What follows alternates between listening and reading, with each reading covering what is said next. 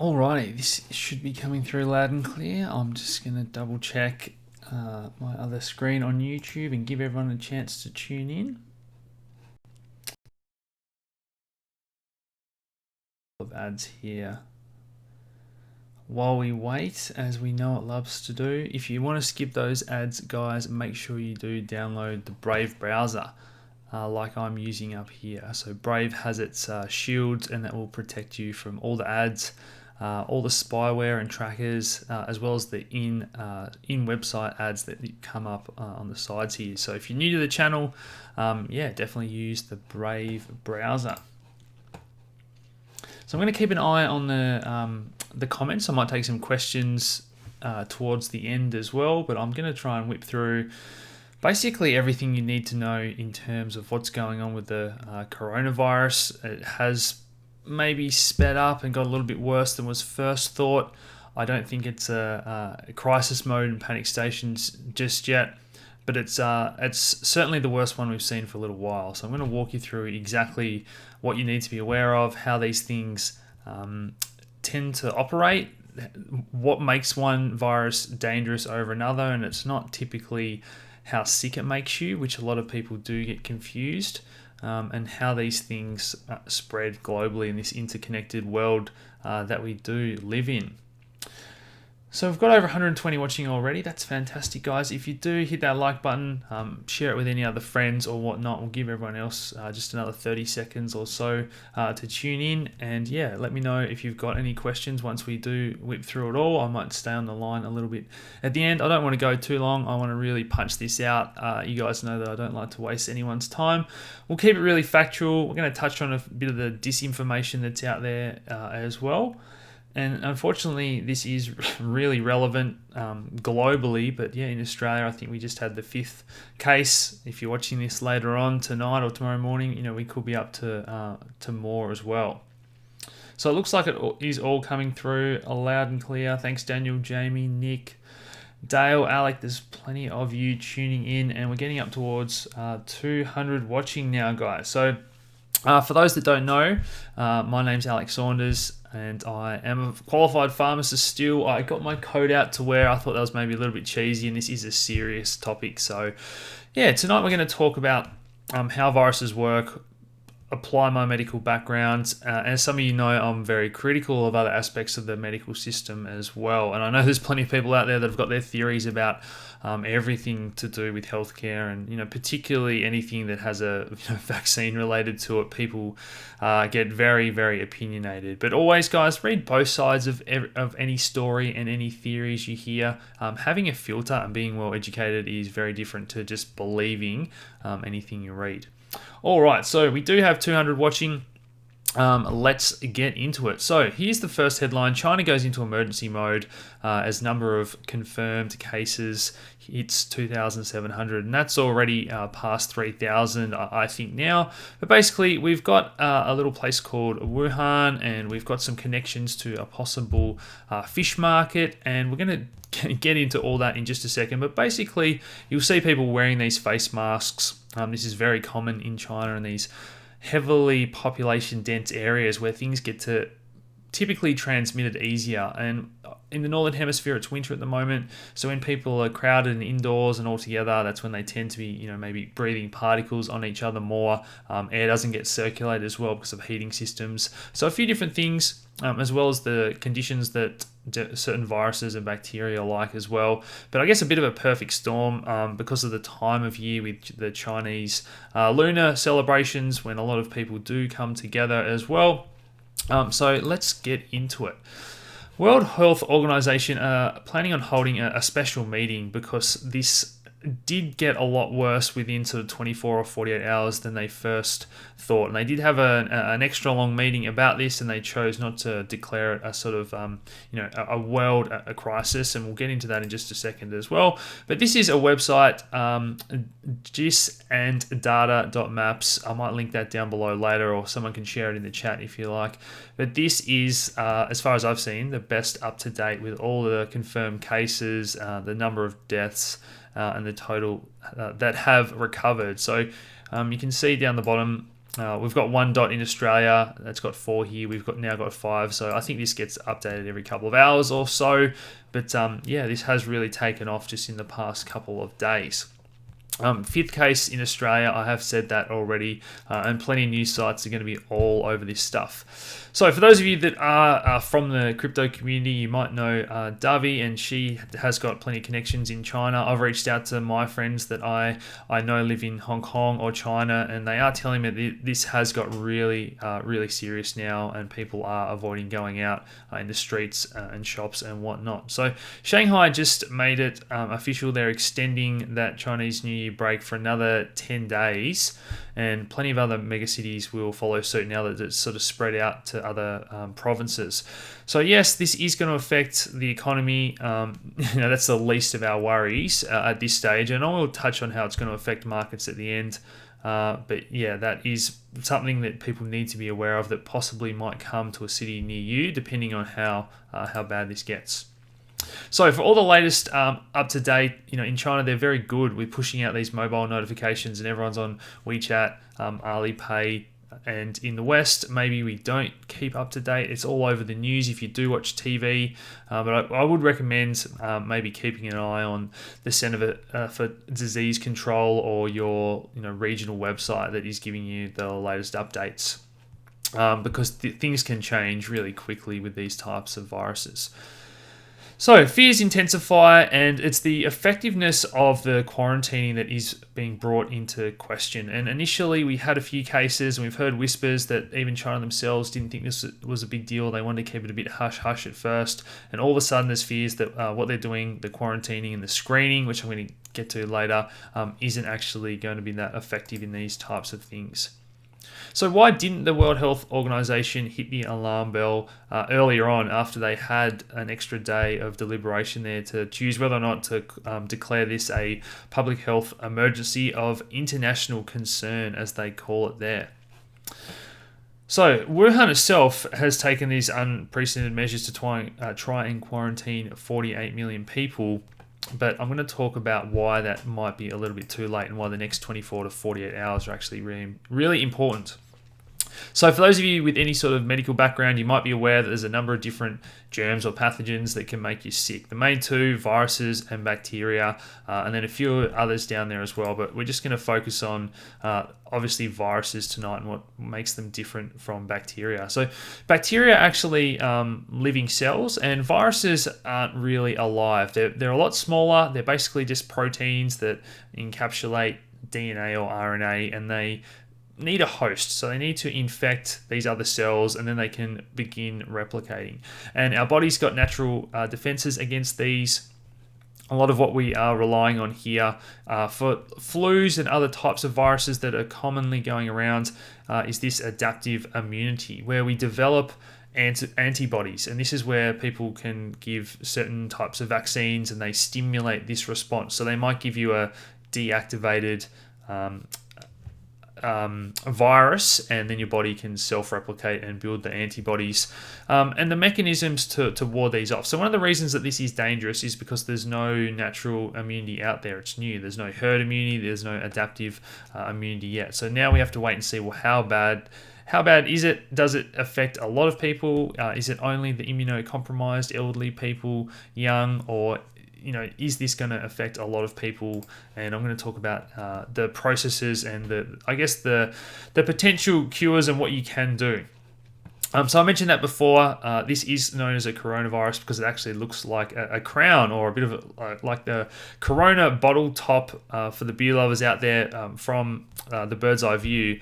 And it's these proteins on the outside which we are looking to try and build a vaccine against, or that's what we need to try and attack, because that's what attaches to those cells. And in the middle there, we've got that RNA. That is what replicates, and then it sends out more viruses to nearby cells, and then they replicate.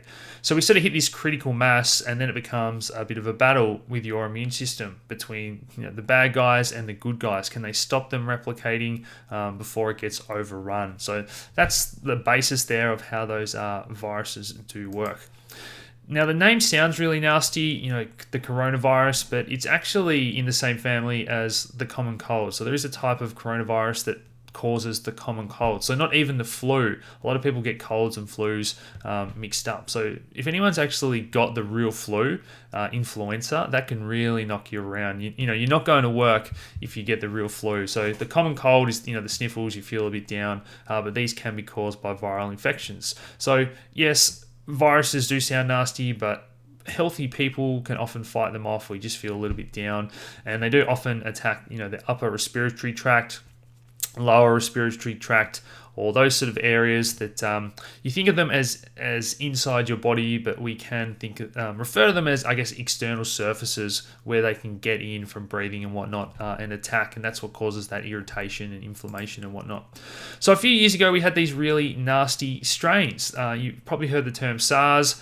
Again, sounds really nasty, but all it stands for is severe acute respiratory syndrome related coronavirus. So that was back in 2003. We'll get to the stats about how nasty that one got as well. And more recently, we had MERS. So again, that just stands for Middle East variant of this respiratory syndrome. So all these flus, these viruses, they just attack the airways. And this one is similar. It has the similar characteristics. So what makes it different, and why should we actually be worried this time? So it is a novel virus, and that N that you'll see in front of it or just means new. That's all you can think of it as. Never been encountered before, and like other coronaviruses, it has come from animals. So many people have worked in this seafood market, and that's where they're thinking it's come from. But we've seen a few cases now where they don't think people have come in contact with that market, or with people that have come in contact with that market. So we're starting to think about, well, hold on, where does it come from? And often they come from animals, and there's talks about possibly snakes or bats, and that's where we've seen other things come from in the past, Ebola and whatnot. So I just touched on SARS and MERS, types of coronaviruses that came from animals.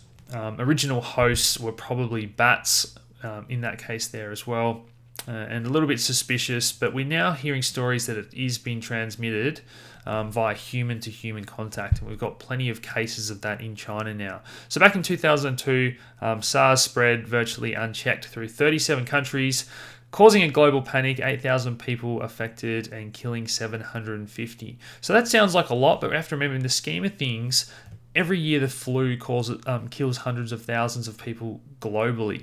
So yes, it does grab the headlines, and it can be nasty, but in the scheme of things, you've got to remember that the flu is actually a lot worse. Again, the MERS appeared to be slightly less easily passed human to human, but it was more lethal. So like I was saying before, just how lethal something isn't the only aspect we need to be worried about. It can be the incubation period, how long you're contagious for, and then the lethality, how many people it's going to spread to, and so on. So symptoms, it's a lot like the flu we touched on before. You're going to have a fever, breathing difficulties. You might be coughing and have that irritation in the airways. More serious cases, it can start to attack your other vital organs. So that's when they, you go to hospital if you're really bad. They might help you with ventilation and breathing. So antibiotics are no use, and this is where people go to the doctor whenever they feel a bit sick with the common cold or the flu, and doctors generally overprescribe antibiotics because they feel bad for people, and people feel like they want to be given something.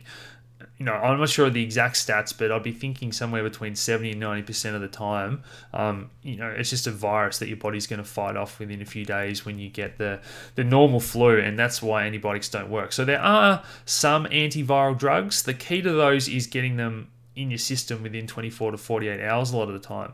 And by the time someone starts to feel sick and then it gets bad and they get a doctor's appointment and then they get the prescription and whatnot, that's why you don't really see antivirals being handed out a lot for the flu unless someone's really bad, or they get onto it really early. So look, other things we can do: eat healthy, keep your fluids up, just those general things, and your immune system will fight it off a lot of the time.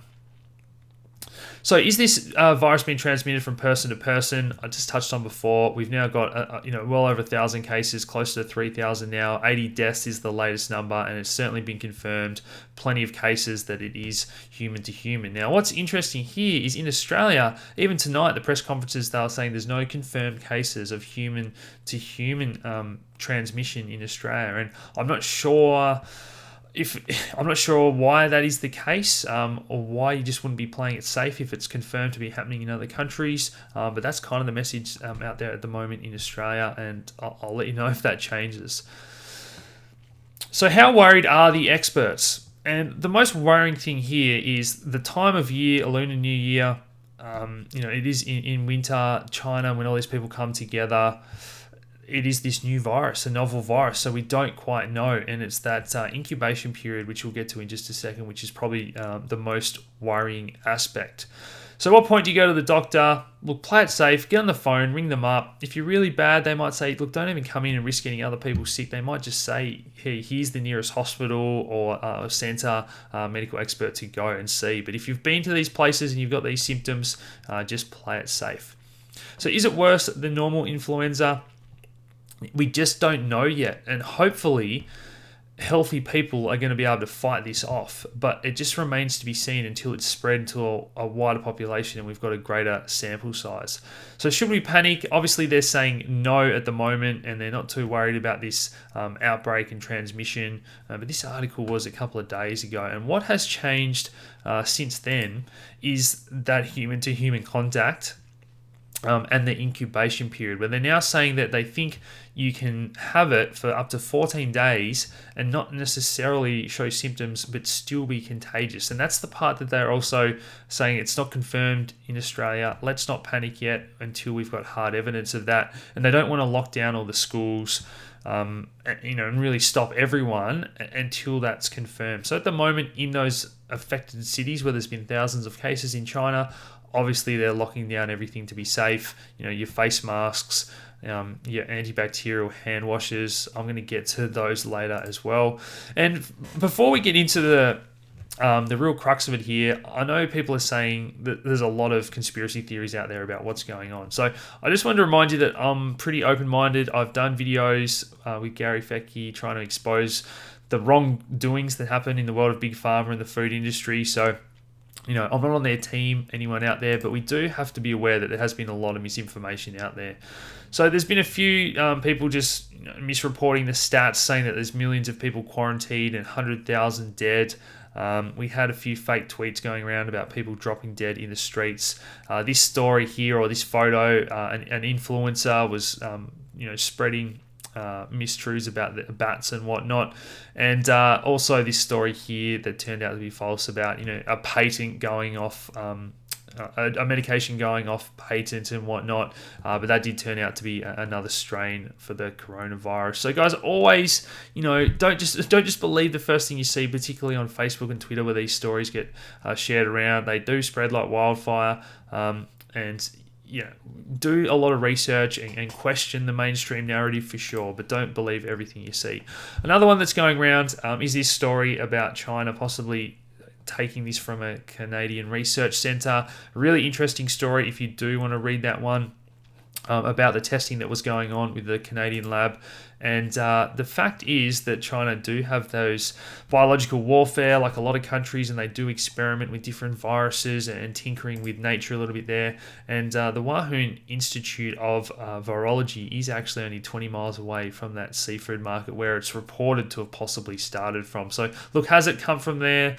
Is there anything devious going on? I'm not going to get into that tonight. I'm going to stick to the facts. And what we do know is that they finally sequenced this genome. And this is a big step forward for being able to start to produce vaccines or some sort of therapy against it. Now, normally, this sort of thing takes years and years to do the testing and whatnot, but particularly in Australia's case, we've now got these units which are specifically made for rapid response, and they're hoping to possibly have something out, 16 weeks, 6 months, they're saying. So in the scheme of things, that's actually a really quick turnaround. You can sequence that genome, you can have a look at the coronavirus, as I said before, and start to build proteins or deactivated viruses that are going to allow your immune system to develop those responses when the actual virus does come in contact with your immune system. So for the moment, until that happens, we don't really have a lot of defenses. So all we can do is screen people. And body temperatures pretty steady around 36, 37 degrees. And so if someone has a fever, it's actually quite noticeable on these cameras when it goes to 38, 39, they are going to show up. So that's the method of screening at the moment. Initially, Australia allowed those flights, and now all countries and cities in Australia are cracking down a little bit more on who they're allowing in, where and whatnot. But this is the major take-home message for the video tonight. China are now saying that the virus spreads before symptoms show. So if you think about how many thousand people, hundreds of thousands, could have possibly been in contact with others and are now carrying the virus, and they might have it for 2 weeks before they get any symptoms. Now, some of those people are going to fight it off and not even get any symptoms. But during that 2-week window, if you are contagious and it can spread, that is really worrying, because all this is only taken off and a lot's developed in the past 2 days, but we start to enter this point where the number can grow exponentially if this is the case. And that city alone of Wuhan, before the lockdown, they announced that we're going to lock this down. If you need to get out or whatever, there's a few hours left. And this is where we've seen 1,000 cases expected in this city, but 5 million people left before that lockdown. So those 5 million people are now spread out in these other provinces where we're just starting to see cases. Now, we've seen people actually go to different countries as well. And we're still within that 2-week period before they might even start to show symptoms where they could be infecting other people. Now, we don't know this for sure, but this is what they're thinking we have now seen reported cases of. So this is why the next 12, 24, 48 hours are going to tell us a lot. If it starts to get this rapid growth and 10 people turns into 20, 40, 100 by the following day, we're going to know that this is really contagious and really spreadable. When they talk about this R0 number, and in terms of viruses, the R0 number means how many people is it likely to spread to from each infected individual. So if you think of an R1 number, it means each one person that gets it is going to pass it on to at least one more. So if we have a number that's less than 1, let's say 0.5, that means that the actual pool of infected people is going to shrink, because every person that's got it is only going to pass it on to half a person on average, or it's going to take 2 infected people to infect 1 more. That's not the ones we really worry about. It's when that number gets above 1, or they're saying that this one might even have an R number of 2 or possibly 3. So every person that gets infected is likely to infect 2 or 3 more people. And that's when we get that just exponential growth, where you hit that critical mass if you can't contain it. So at the moment, that's the most important thing we can do, is try and contain it, quarantine it, and don't let these people come in contact with new people, because if they do, we know they're likely to affect 2 or 3 more people. So here's the number of cases in a few different countries. But yeah, next 12, 48 hours becomes really important. And this is the sort of thing where the travel bans in China and all affected countries could really last for months. With that 2-week lag time, we want to be sure that it's not going around. So Shanghai authorities have ordered that no one go back to work until the 9th of February. Schools and universities remain closed till the 17th of February now. So extending that out just to be safe. And yeah, this is going to be a test for global markets. So I know there's plenty of our audience that are investors and traders out there. Global stocks did take a little bit of a turn today. We see medical companies. This is a little one called nanovirusides that do targeted viral research and vaccines and whatnot. So this stock price has absolutely exploded in the past couple of days. You can think about just healthcare stocks or ETFs in general tend to do pretty well when things like the wider stock market in general is having a pretty nasty day or two just lately. And then we've got things like oil, where if the cities around the world go into lockdown, less people are traveling and buying things, then less oil is being used. The price of oil has dropped quite a lot the past 2 weeks or so we see there. And people run to the safety of things like gold or silver, even Bitcoin's having an okay day today. So I know that's a little bit non-healthcare related, but I know a lot of you are investors and interested in how this all ties together. So yeah, they are the sort of things you can be thinking about if you are a trader or investor. Put your hat on there. But in terms of putting this in the scheme of things, we've come a long way with our disease control, communication, and that's a good and a bad thing because of how interconnected the world is these days. This little town in China, and then all of a sudden we find out that they're popping up in these cities and towns around Australia, Europe, the US. That's how interconnected we are. Within 24 hours you can basically be anywhere on the planet, and now we've got a 2-week lag time, and we don't know who these people have possibly been in contact with during that 2 weeks. So throughout history we've had some really nasty pandemic outbreaks. I don't think it's likely to be anything this bad as long as we can contain it. The thing that probably does worry me, if anything, is that a lot of people are immunocompromised these days. We do have an aging elderly population.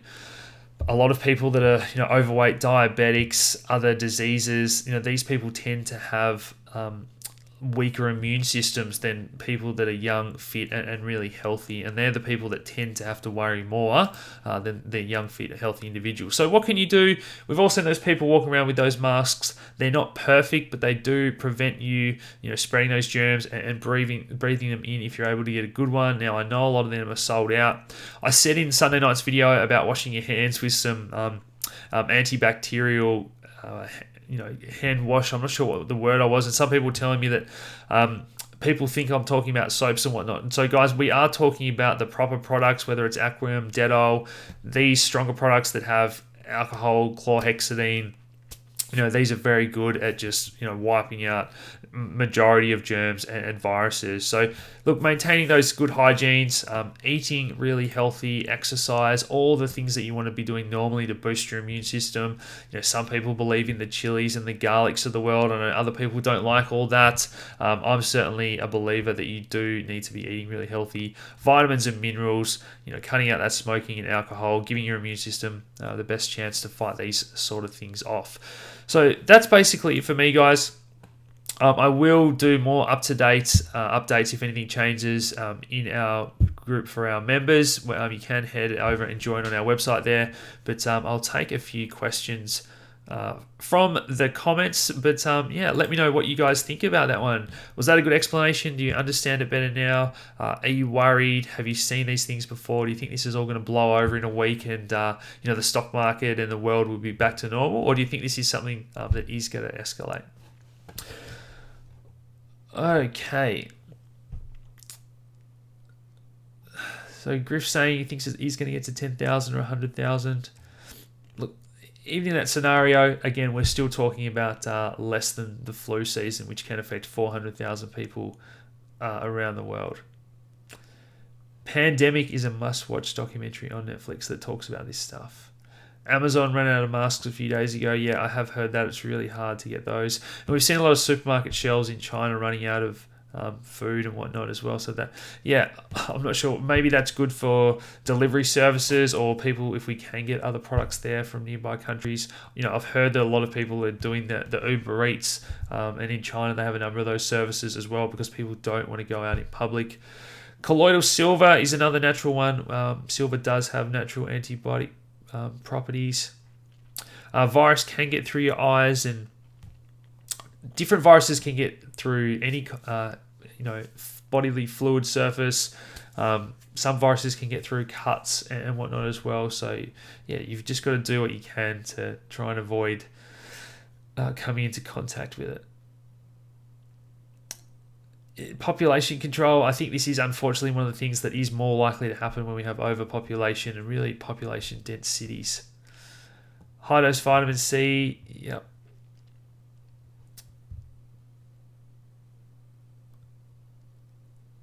Sound like I've got a bit of a head cold virus. That's called having a son in daycare. Every week he comes home with something else. How's this compared to SARS? I think we're way more prepared, and communication methods and whatnot, international standards are better than with SARS. The thing that I'm worried about or waiting to see what happens is if that is true. If we find out that there's been a lot of people come into contact with people in that 2-week period when people had no symptoms, then all of a sudden you're trying to contact all those people over 2 weeks. But then they've come into contact with all the people at their work and their sports club and wherever they've been traveling, and you're just behind the eight ball with that R0 number I talked about, where it's just going to 2, 3, and really spreading out. Yeah, they are trying to build a new hospital in something like 6 days, 7 days. Put a hospital up to try and treat another 1,000 people. There's been doctors and nurses that came down with it. But guys, that is half an hour. I didn't want to go much longer than that. As I said, I hope you've enjoyed that. Head over to nuggetsnews.com.au for more information on anything we do. Otherwise, smash that like button. Subscribe if you haven't already. Share this video around, and I'll talk to you again soon. Cheers.